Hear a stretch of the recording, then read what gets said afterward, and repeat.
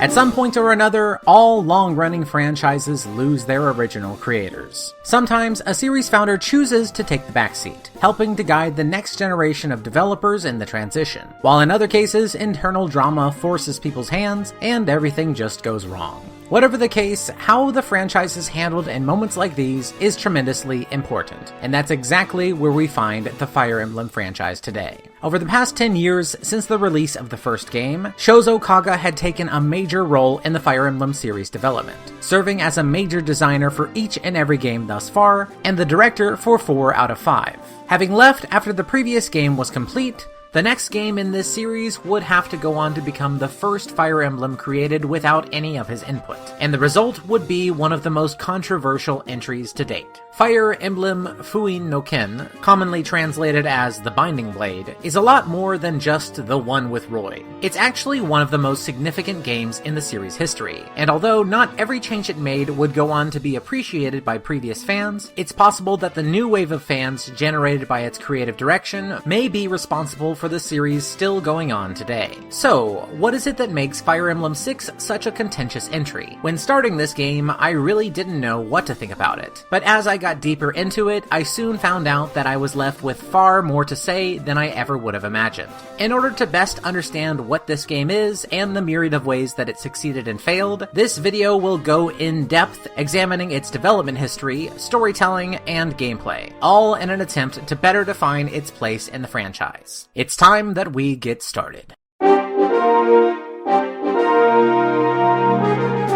With the departure of Shozo Kaga, Intelligent Systems had lost a major creative force behind much of the series. Although many team members had distinguished themselves over the past titles, it was Kaga who defined the series' direction, and without his guidance, a bold decision needed to be taken. One which, at the same time, kept things familiar enough to the past entries to allow both the audience and the developers to adjust to this new atmosphere of change. In 1997, in an interview with Shigeru Miyamoto concerning upcoming games for the Nintendo 64 DD, a game simply called Fire Emblem 64 was mentioned as being in development. In September 1998, this game was officially announced under the title Fire Emblem Ankoku no Miko, or Maiden of Darkness. Only one screenshot of this game still exists today, as shortly after a showing at Nintendo Space World 2000, it was quietly cancelled. Although very little is known about Maiden of Darkness, what is known is that when Intelligent Systems started planning out its next entry into their iconic franchise,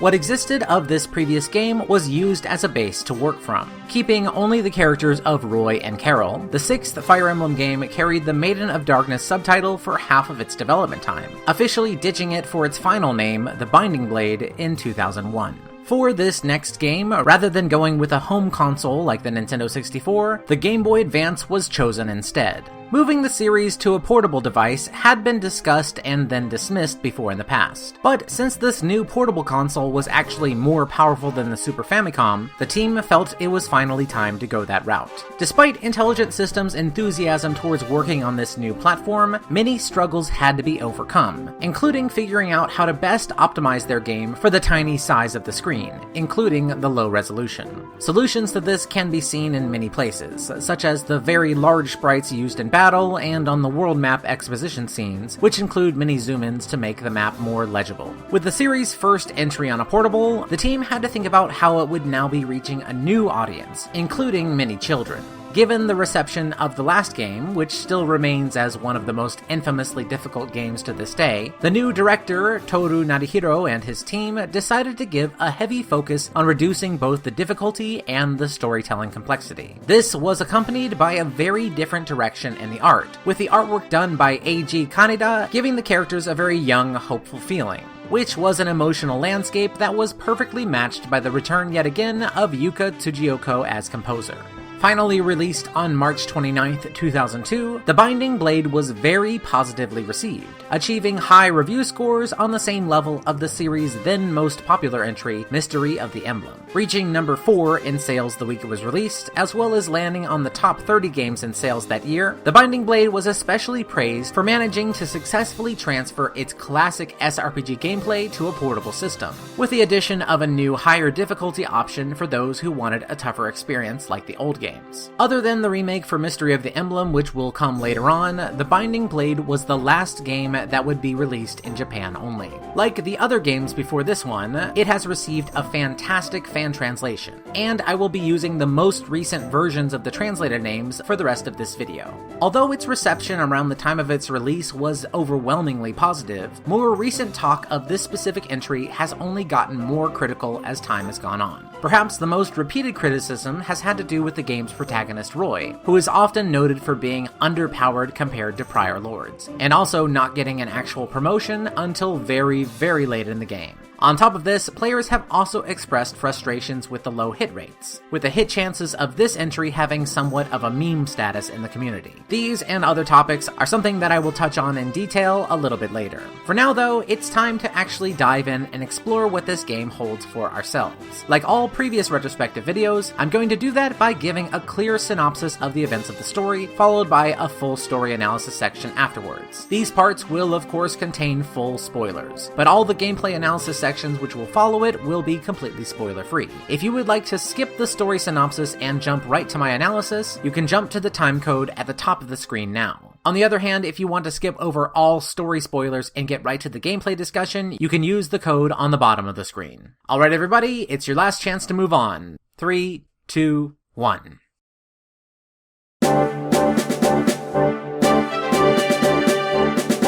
Once upon a time, in a land known as Alib, man and dragonkind lived together, peacefully coexisting in the bountiful land that they shared. For reasons lost now to time, this peace was shattered in an act of aggression, resulting in the greatest war the continent had ever seen, known today as the Scouring. Though little is known about the war today, the results are very clear. Humanity reigns dominant over the land, while the dragons have all but disappeared. A millennium after the end of the war, the land of Alib had been divided into 5 nations: Etruria, Ilia, Sake, Bern, and the Lycian League.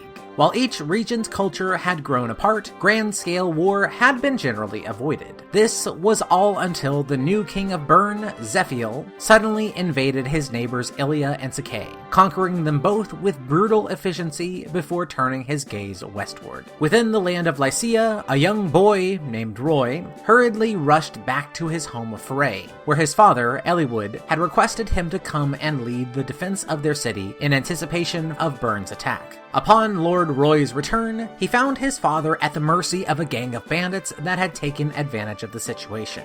After first coming to his father's rescue, Roy's group began heading to the town of Arafin to meet up with the rest of the Lycian army. Everything was going along pretty smoothly until they were suddenly approached by a woman named Ellen. A simple lady-in-waiting, Ellen begged Roy to rescue her mistress from a local castle on Bern's side of the border, to which our hero agreed. Upon successfully saving Ellen's mistress, Roy and his company were shocked to find out that it was none other than the Princess of Bern and King Zephiel's sister, Guinevere. Although Roy's company was at first suspicious, Guinevere explained that she was going against her brother's wishes to attempt to meet with the Lycian lords and find a way to end the war without bloodshed. With her entering Roy's care, the two continued their way to Arafin, only to find out that they had been too late. Before their arrival, 2 of Bern's 3 mighty wyvern generals had already attacked and decimated the entire Lycian army. Although Roy's group was able to clear out the remaining Bern soldiers, they only arrived in time to witness the last moments of the great knight Hector's life. Hector was a personal friend to Eliwood, and the father of Roy's closest friend, Lilina.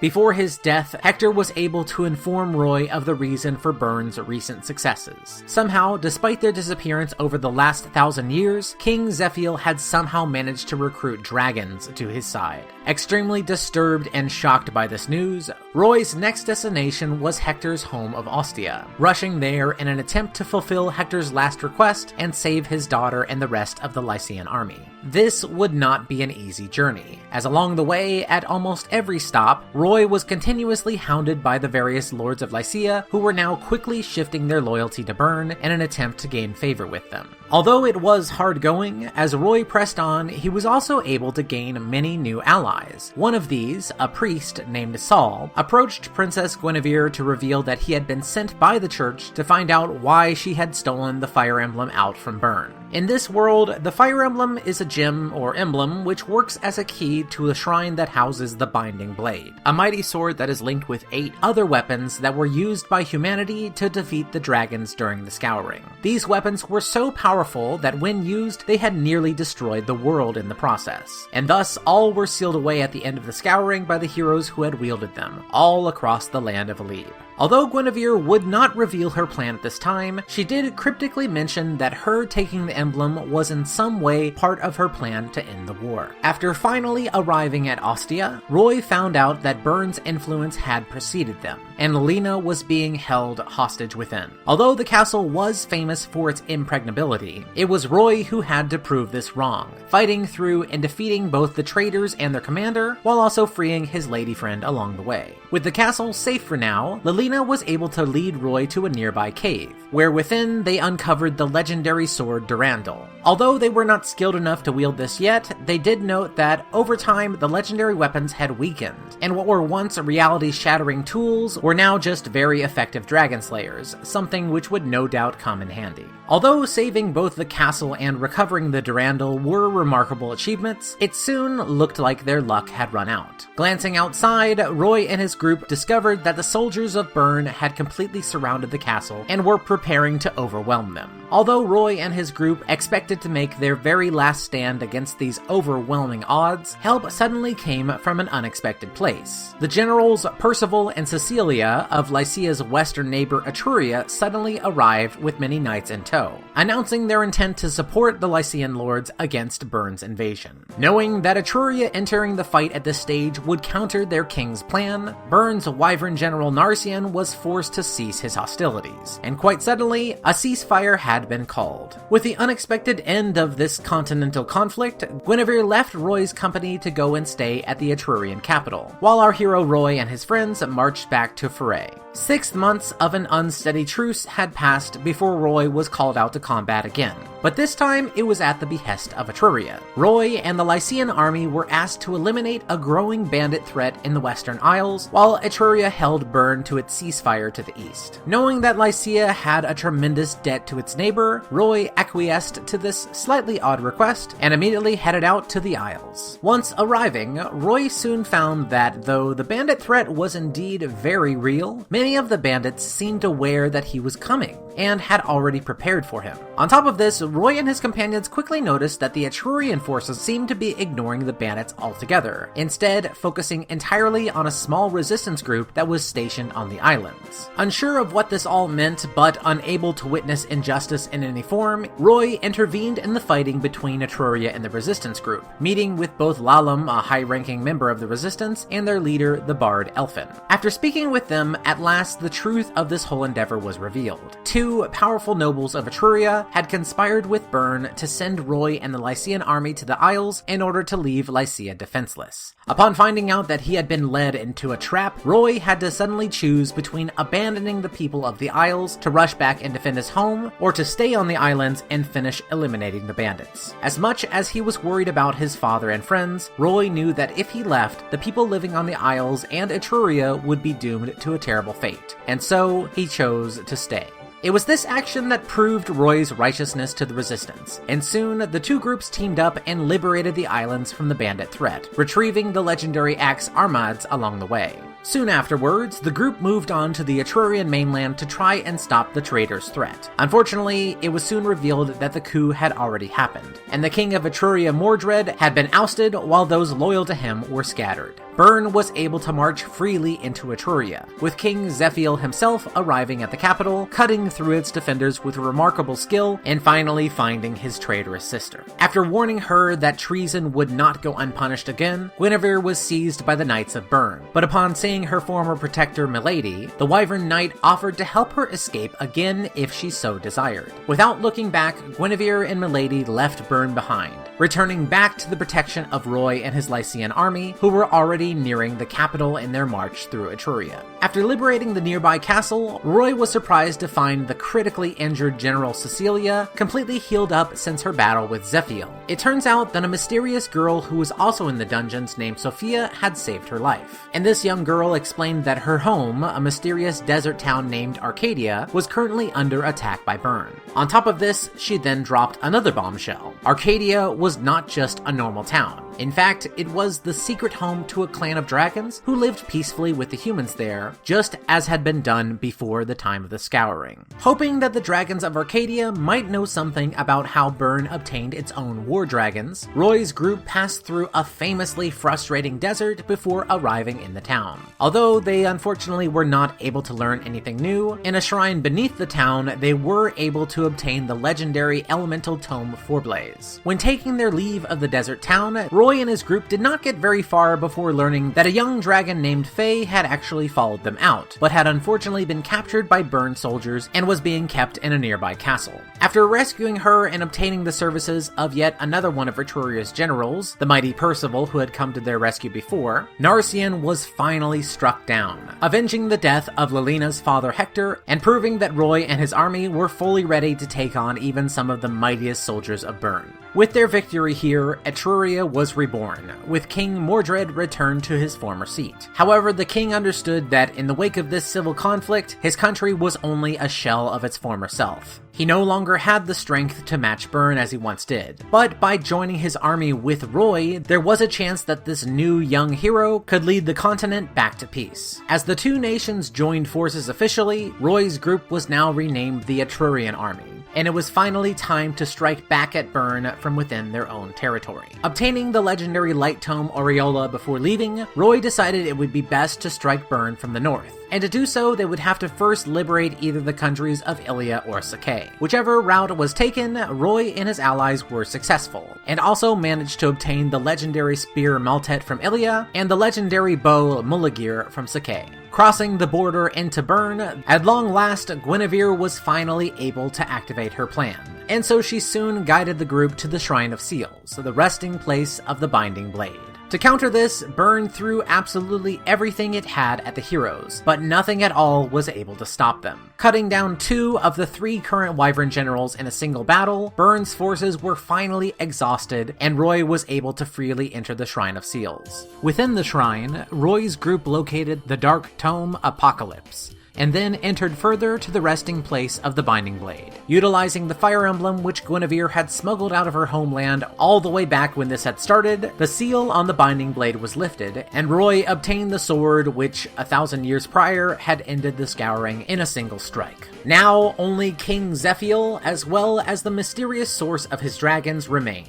Cutting through the last of his forces, Roy at last came face to face with the king, until at last he was finally slain. Despite this feeling like the end of the war, Roy knew that he still needed to discover the source of Byrne's dragons, but was unsure of how to proceed. The unexpected answer came when Zephiel's sword, Exox, was brought in close proximity with the other 7 legendary weapons, causing a resonating event that showed Roy's group the way to a secret dragon shrine hidden within Byrne. After cutting through the final pocket of Byrne's remaining army, Roy and his group entered the shrine and were shocked to find not only hundreds of war dragons, but one still living original dragon. This dragon was named John, and he had been residing at the shrine ever since the end of the Scouring 1,000 years prior. Desiring to test Roy's will, all of the war dragons suddenly began to pursue the group, and as Roy and his team continued to fight through the temple, finally the motive for this bloody conflict was revealed. After the king's father had tried to assassinate him, Zephiel convinced himself that humans were not worthy of ruling the world, and instead desired to create a new world without humanity so that the dragons could rule instead. In order to do this, Zephiel awakened the demon dragon which had been sealed within Byrne. Burn, a creature that was capable of making endless numbers of mindless war dragons. This creature, known as Idun, had already been sent away before Roy's arrival to continue Zephiel's plan to eliminate humanity with or without the king. Idun was, in fact, not some new kind of demon dragon as she was called. Instead, she was originally a member of the Divine Dragon tribe, the same kind of dragon as Fae. Although the Divine Dragons remained neutral during the human-dragon conflict, Idun had been captured by a pro-war sect of dragons who had her soul removed in order to turn her into a being that could only follow commands. In reality, Idun was a victim herself, and the Scouring had only ended when the previous wielder of the Binding Blade took pity on her, and in his final strike chose to only seal her away rather than kill her. In one final test, Jean engaged with Roy himself, but after being defeated, the Master Lord Roy finally entered Idun's chamber. Here, the corrupted Divine Dragon engaged in direct combat with him,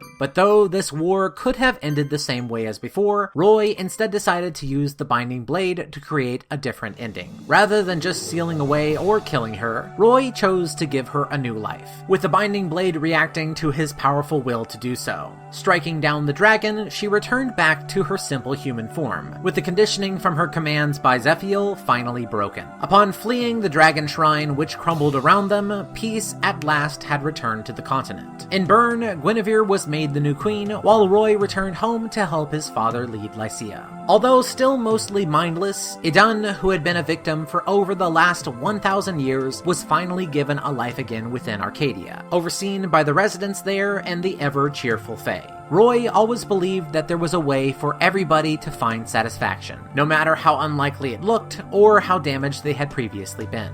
It turns out, he had been correct.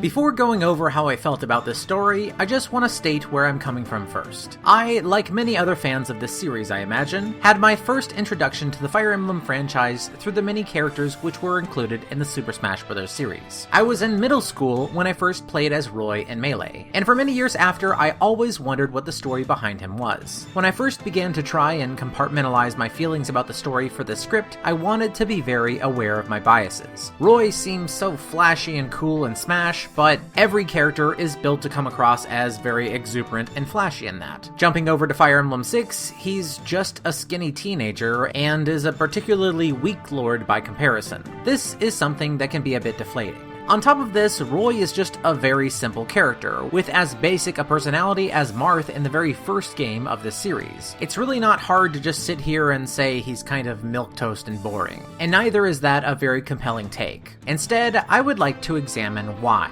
Despite the sheer amount of things that happen in this game, this is a story that is about as straightforward a tale as they come. But that's because it was specifically designed to be like that, literally. Roy is an unstoppable, morally righteous crusader who never loses. If you're trying to write a simple protagonist to your new portable RPG franchise, it's actually a good idea to make him so bland and perfect. Even if I prefer more nuanced and flawed characters, I understand the decision-making here and I can put up with it. If only the rest of the major characters and scenarios were this consistent. Zephiel, in many ways, is meant to be a mirror to Roy. Where Roy was trusted by his father implicitly, Zephiel was hated and even nearly killed by him. Both our hero and villain are willing to take drastic steps to make their visions of the world a reality, and both also believe that they are the ones liberating the world. The backstory surrounding Zephiel is revealed slowly by his sister, and for some strange reason, he's actually presented as kind of sympathetic. It's totally ridiculous that he wants to kill every human in the world just because his daddy was an asshole, but Guinevere is a bit defensive of him when he's brought up by Roy, so much so that it makes me think that this was meant to be going somewhere. It wasn't. Zephiel is the bad guy of this story. All of his development ends up being pretty pointless. He wasn't going to change, or see reason, or even give an alternate way of thinking a chance. He's the bad guy because Roy is the good guy, and any hint of depth that is given through learning his backstory is never reflected in any of the actual interactions with him. I'm not even sure why they wrote all of these scenes. The problem with Zephiel here is indicative of Fire Emblem 6's tendency to start building up plot points but never actually pay them off. When we first meet Guinevere, she seems like a critical ally. After all, she's surrounded by ridiculously loyal followers. She stole the Fire Emblem itself from her homeland, and she seems to be alluding to some master plan that she's working towards, which will end the war without further bloodshed. In reality, she doesn't actually have a plan. She finds Roy, and from that moment on, it's non-stop bloodshed. The only person that he basically doesn't kill is Idun.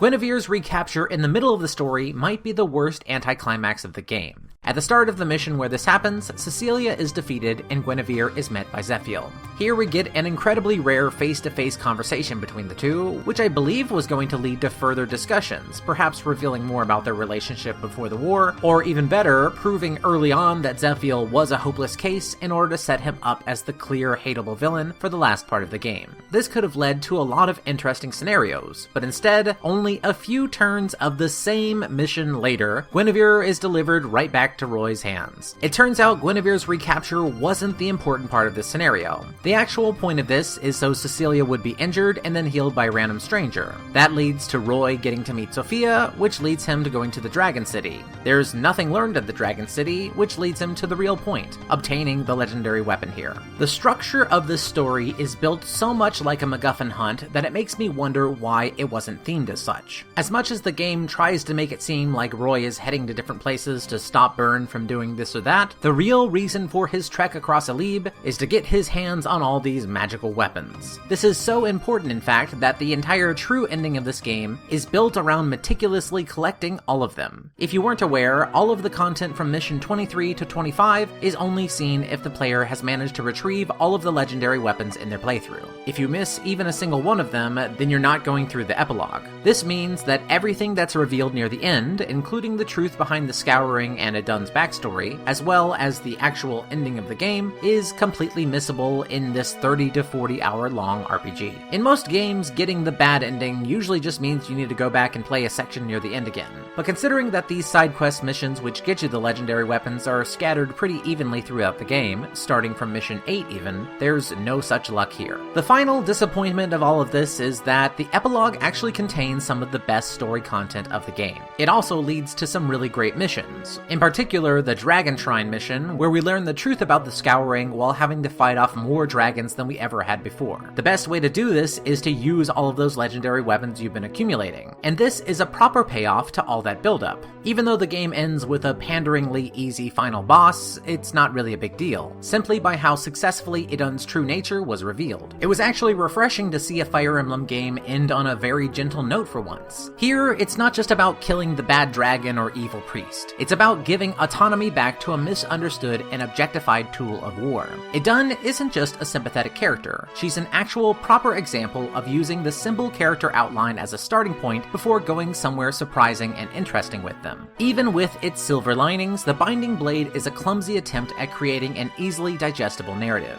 Even though this definitely is a huge step backwards for the series' storytelling, I hope that I've made it clear by now that it isn't because this plot isn't complex or serious enough. There are glaring flaws in its plotting, to the point where I would call it one of the weakest stories in the series thus far, with every other game besides the original presenting itself much better. I am holding out hope that this is merely a fumbling first attempt by a newly adjusting team, rather than a sign of things to come. But I suppose I'll have to find that out for myself in the later videos. For now though, it's time that we finally start analyzing the gameplay changes which were introduced here, and to see if the new overall direction was handled more adeptly than the story.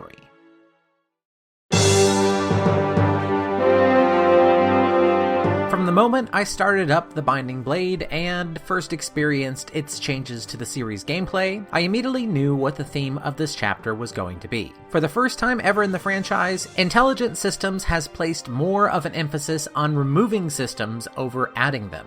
The sheer number of features that have been sliced off is truly staggering, with the majority of the new introductions in the previous game, the infamous Thracia 776, suffering the most of their attention. Some of the features which have been cut include capturing other units, escape and survival mission types, stabs having a chance to miss, dismounting, unit fatigue, leadership bonuses, character skills, stat growth scrolls, and much more. The gameplay is now about as simple as it once was in the Famicom days, and there really is not much new to take its place. This is the most minimalist sequel I have ever seen, and so when it comes to finding something new to say, all I can really comment on are the refinements to the systems that they actually did keep, as well as the small number of completely new additions. Trust me, there is still a lot to say here. Let's start out with what was cut or modified. Building on the introduction of the Holy Blood weapons from Genealogy and the many character-specific weapons of Thracia, the legendary weapons of the Binding Blade democratized this special weapon system in a wonderful way. While Fire Emblem 4 gave these only to characters who had the Holy Blood, which was an extra boon to those units which already gained dramatically increased stat growth, Fire Emblem 6 makes the only requirement for using its legendary weapons an S rank in the correct weapon skill. Not only is this fairer, limiting these late-game weapons specifically to the late game, but it also gives you a lot more flexibility in deciding who you want to include in your party, since any unit of your army could eventually build up enough skill to the point of using one of them. And if you have multiple master class units, you can even have them trade these weapons around, giving you even more tactical potential. There is a bad side to the implementation of these weapons, which absolutely must be said, and not to echo too much of some of my points from the previous story analysis section, the fact that the meticulous collection and protection of these weapons is necessary for all players to access the true end of this game also has a knock-on effect on the gameplay. Even with units who have the skills to wield them, you still need to hold yourself back from using them until basically the last 3 missions of the game. Due to their tremendous power, it's entirely possible to accidentally break them, especially while defending.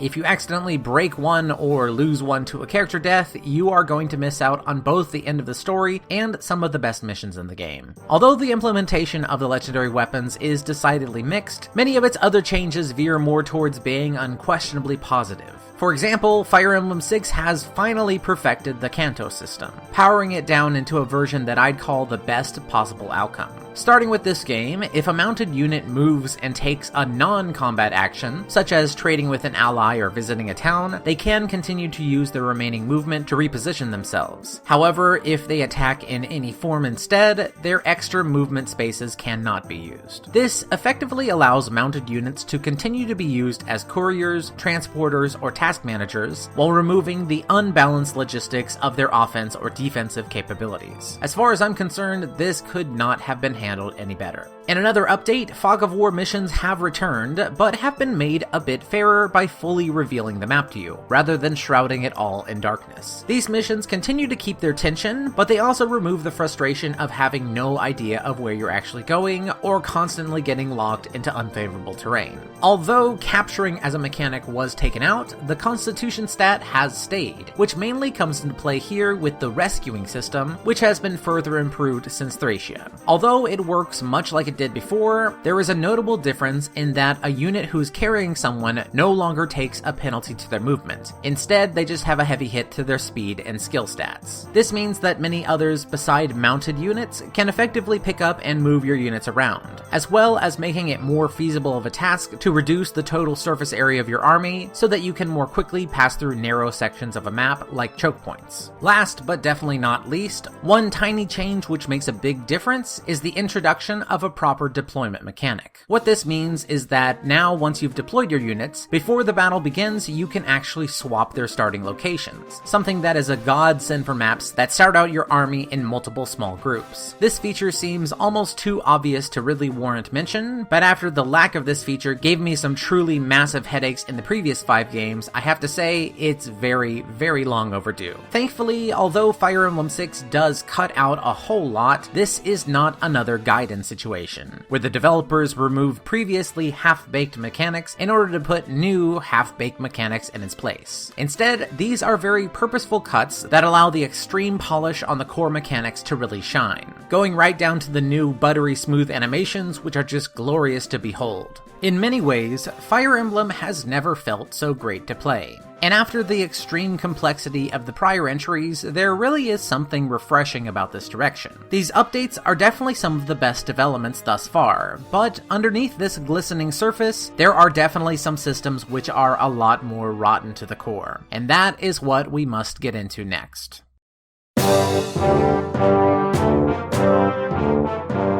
Up until The Binding Blade, the Fire Emblem series is what I would call a bastion of good old-fashioned, honest game mechanics. Without even going through testing, if you understood the information that the game was giving you, you could mathematically figure out the probable results of any combat encounter before making anything actually play out. As much as players tend to complain about numbers after some strings of bad luck, thanks to the game being actually very direct with its combat calculations, as much as people complain, it really was just bad luck. This means that if the game said you had an 80% chance to hit and you missed, you really did just get that 1 in 5 chance of a miss. The system used to enact the hit probability in the first 5 Fire Emblem games goes by a couple of names, but here I'm going to go with the term single roll random number generation, or simply single roll RNG. Here's a simple explanation of what that means. Imagine that I have a 10-sided dice. If you have a 90% chance to hit, then I will roll my dice exactly one time to see if your number was anything from a 1 to a 9, which if it was, would result in a hit. If the dice came up as a 10, then you got a miss. Straight up, that is a 1 in 10 chance of a miss, or a 9 in 10 chance of a hit. Exactly 90%. The Binding Blade, however, does not use single roll RNG. Instead, it uses double roll RNG.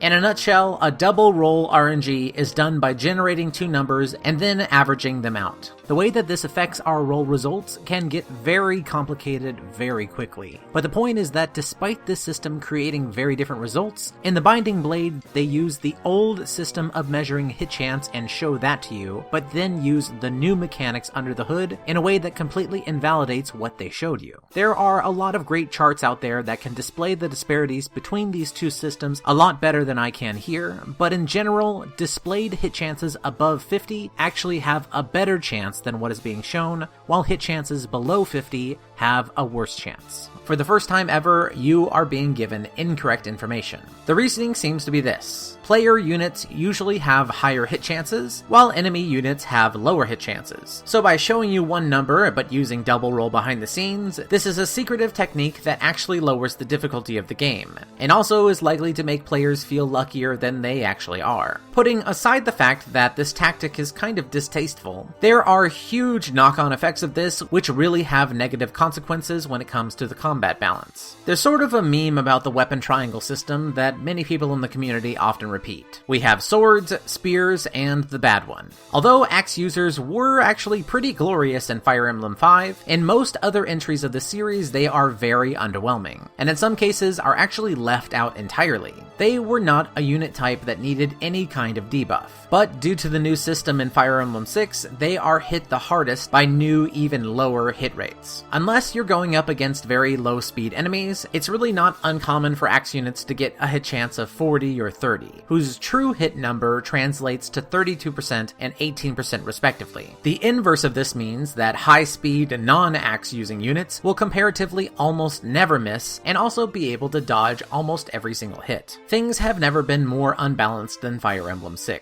In particular, Lilina, Shauna, and Rutger are extremely well known for being god-tier dodge tanks, something that you're bound to notice just by raising these characters even without any arena grinding. Despite the Binding Blade bringing on some really spot-on fixes for previously overpowered systems, the seemingly thoughtless implementation of this double roll RNG has ended up turning this game's combat into something of a freak show. The fun of it has stopped being the thrill of taking on a respectable challenge through utilizing your own tactics, but more about how thoroughly you can break the system and watch it fall apart. The knock-on effect of this change is so huge that it affects every single player and alters every single combat interaction. If you think I'm coming off as a bit extreme here, let me clarify my perspective. Single roll RNG is just a system for managing chance, the same as a double roll RNG.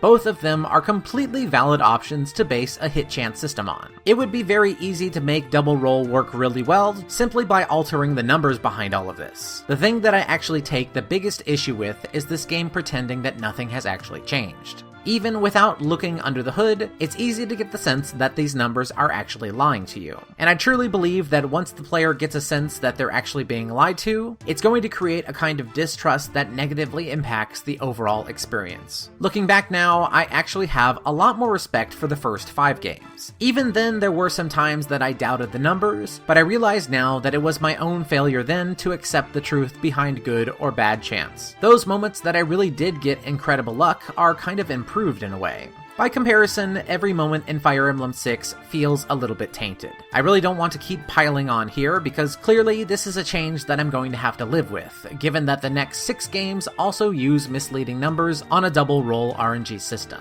Maybe it will make more sense in the future and maybe not, but until then, it's time to move on to our one last major topic.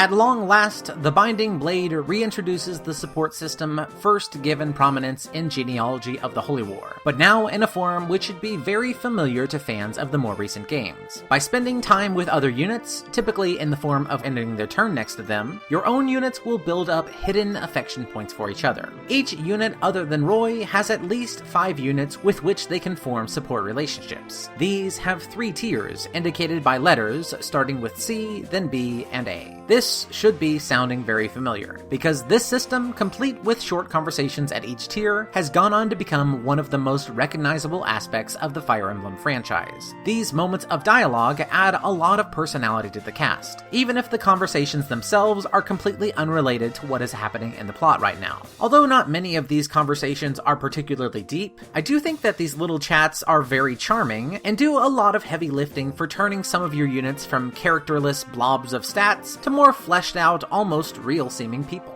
It was fun to learn that some of my units didn't really trust that Roy guy yet, or to find out who in my cast was an overachiever or a secret worrywart. I really did adore these support conversations, and eagerly anticipated finding out what little details each next tier would teach me about my group. The appeal of this system is really obvious, and the sheer amount of conversations available means that very few players will ever experience them all, which partially explains why it's so common to see Fire Emblem players recommending certain pairings to each other. Honestly, this is a great first step, but despite all the praise it deserves as an evolution of the support mechanic, there is plenty to criticize here.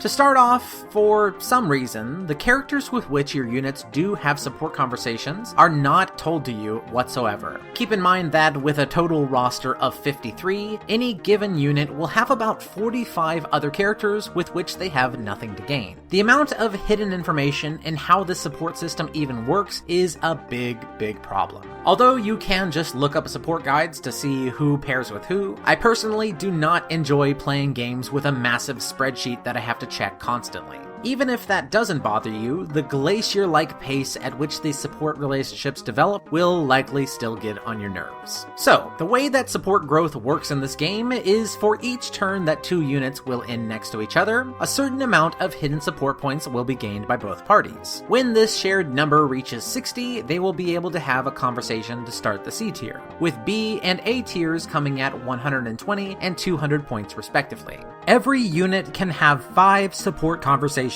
total, and this can be from 5 Cs or 1A and 1B, or any other combination that comes to 5. Different support pairings may start out at different amounts of base points, as well as having differing amounts of support points gained each turn. This is what support growth means. It is in the slow rate of support growth where Binding Blade really drops the ball on this whole system. Let's break down Roy's supports as an example. Keep in mind that the following would only be possible through multiple playthroughs, due to the 5 support conversation cap, but it's still a good way of putting in perspective how ridiculous all of this is. Our boy Roy has 10 different characters with which he can bond with, those being Lilina, Marcus, Wolt, Cecilia, Sophia, Sue, Shanna, Lalam, Alan, and Lance. Keeping in mind the requirements for each support level, let's next take a look at his base support points for each of these characters. So, for Lilina, he starts out at 56, which is very high, but for the others it looks like this: 30, 30, 20, 1, 1, 1, 1, 20, and 20.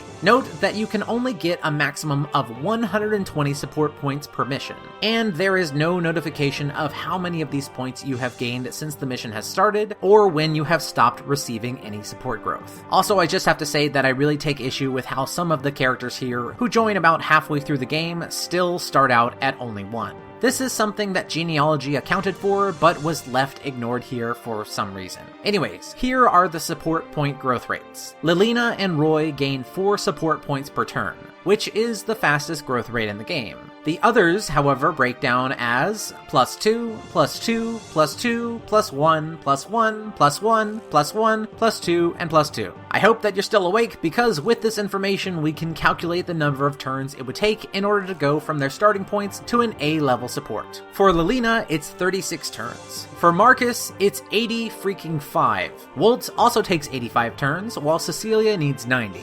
Next, we have the ones, who all naturally take 199 turns each, while Alan and Lance will each need 90 turns. Totaling all this, it would take 1,272 turns to reach A ranks with all of his supports. Even if we have this number, due to Roy having twice as many support pairings as most others, 636 turns is still an entire Fire Emblem game's worth of turns. Honestly, I can't believe it, but there's actually something even worse hiding behind this issue. Even if you spend the nonsensically long amount of time needed to get these support conversations at all, the game literally does not tell you what benefit you get from having these bonds. Even the game's manual, which I bothered to read through in Japanese, does not tell you what supports do, or how this extra detail on each character's stat sheet affects your supported unit's combat performance. Because the game doesn't tell you, I'm going to do that right now. Each unit can get a total of 5 support bonuses, which are activated invisibly on units who share support bonds within 3 spaces of each other.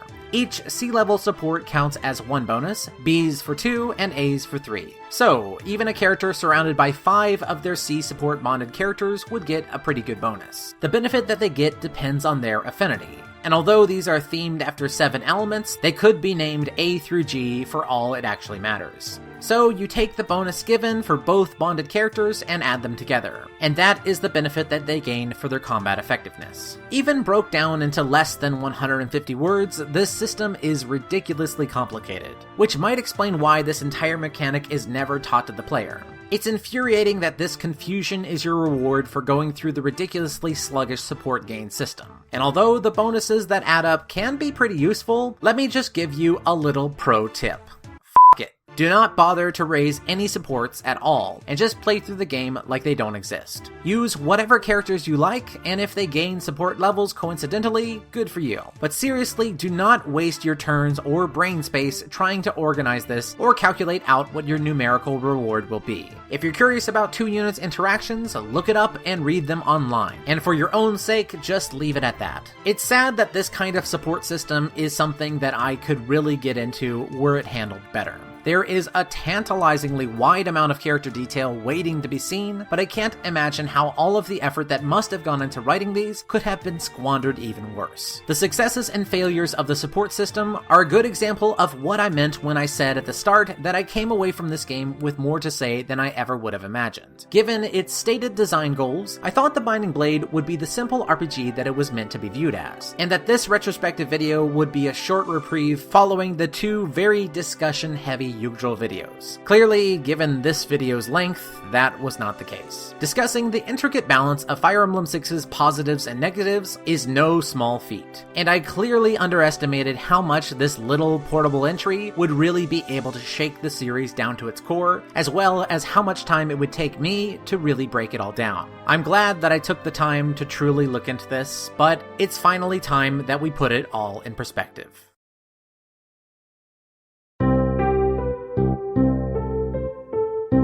Fire Emblem: The Binding Blade is not a bad game. Unfortunately, it's not a great game either. Even though to me it was more enjoyable than the first 3 games in the series, ironically, I feel like it's the last game that I would ever want to return to in the future. The world of Alib is a fine new setting, but its well-designed denizens are squandered on very poor scenario writing. There are many updates to the overall experience which are fantastic, but other systems like the support and hit rate changes seem like the worst versions of their later selves. Even though this was the easiest game in the franchise thus far, I find it the most frustrating. I want these characters to flesh themselves out without having to spend thousands of turns smacking them together at the end of maps. I want the great ideas of this story and the world to actually turn into something satisfying. It's frustrating to see a game with so many great ideas keep missing the mark over and over again. Ultimately, what I really want is for The Binding Blade to just be a better Fire Emblem game than it actually is, and that is something that I know I'll never get. To be fair, almost nobody is able to stick the landing on their first try. Many studios have tried and failed, and to Intelligent Systems' credit, The Binding Blade is at least far from a disaster. It took the first couple of attempts for Kaga himself to get everything to mesh just right, and despite my many gripes throughout this video, the brief flashes of brilliance, although far from capitalized on effectively, do at least give me hope and have me eager to find out where things will go from here.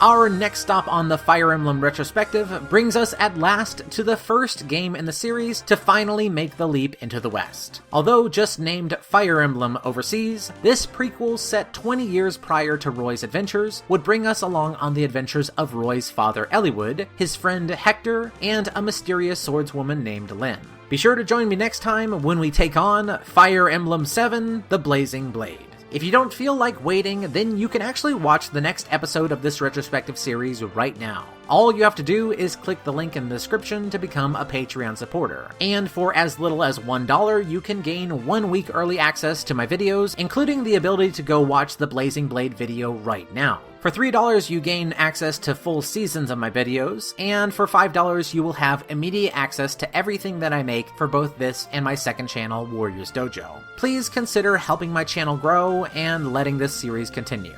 Thank you very much. I'd like to give a special thank you to my top patrons Henry Gutierrez, Ignis Eisel, and Menet Rice, as well as to all my other supporters over on Patreon. Thank you all very much.